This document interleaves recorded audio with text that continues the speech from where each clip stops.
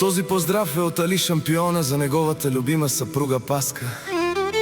Жената, която носи в сърцето си всеки ден.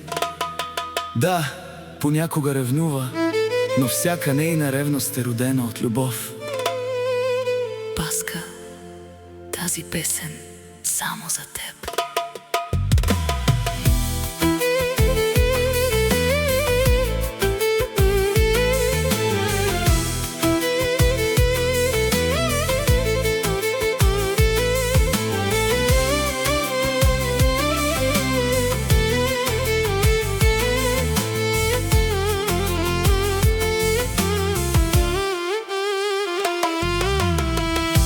Нощите студени, пак се връщам сам.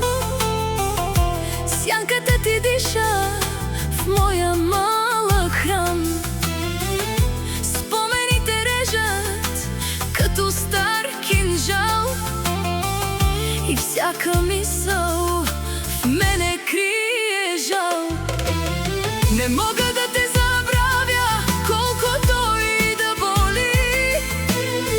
Твоят глас още ме кара в мрака да гори. И дори да те няма, пак в съня си те търся там. Не мога да те забравя, дори да си вече сняг и прах.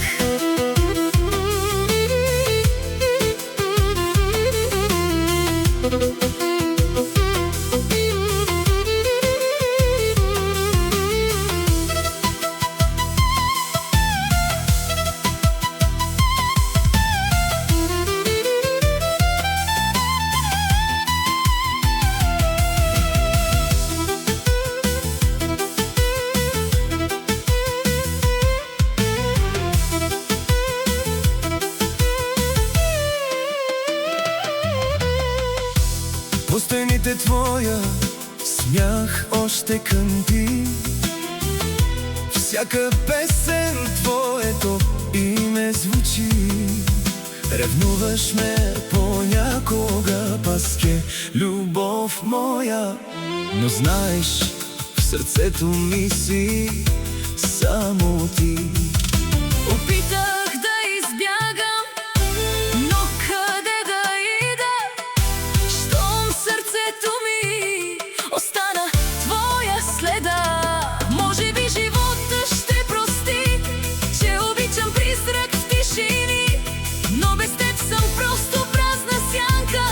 Времето не лекува, само чака. Паска, дори когато ревността говори, Али обича само теб. Това сърцето му повтаря.